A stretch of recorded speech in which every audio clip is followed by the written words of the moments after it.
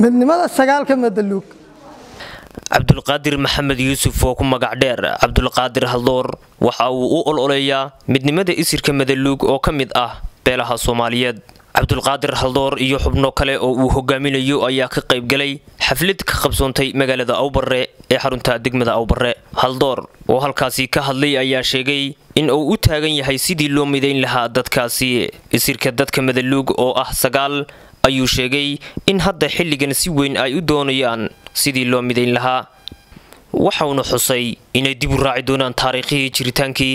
iyo sidoo oo kale xiriirkii u dhaxeeyay dadkaasi iyo maamulka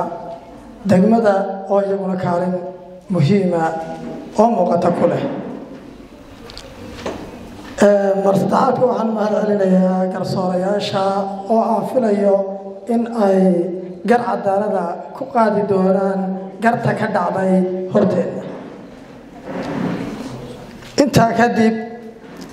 haddaan iskiin baro ano magacayga waxaa la yidhaahdaa Cabdulqaadir Maxamed Yuusuf ka soo jeeda degmada Harawa gaar ahaan Dharwanaaje gaar ahaan santarka Sarcadadeed ololeeya xuquuqda gobolka Harawa goor ay noqotana waan heli doonaa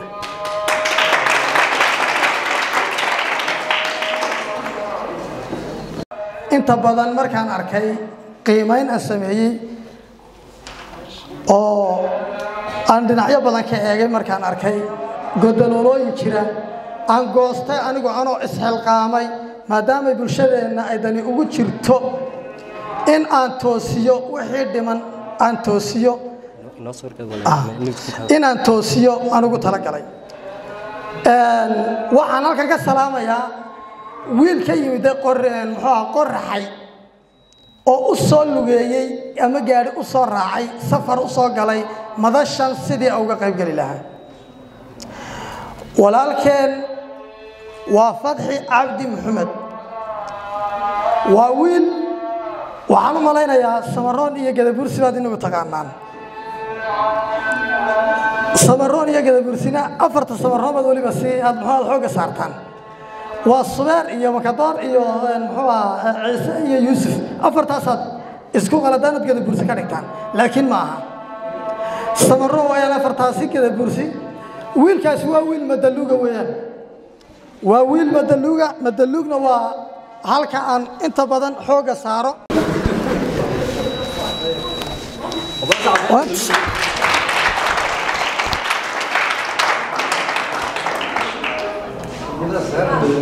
midnimada sagaalka Madaluug meeshaan u ololeeyo markaa waxaan insha Allah haddii Ilaahay ku soo gunaanadaya maansayar oo uu tiriyay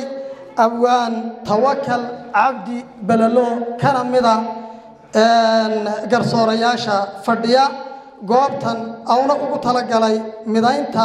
tolkii oo ugu tala galay gaar ahaan Madaluug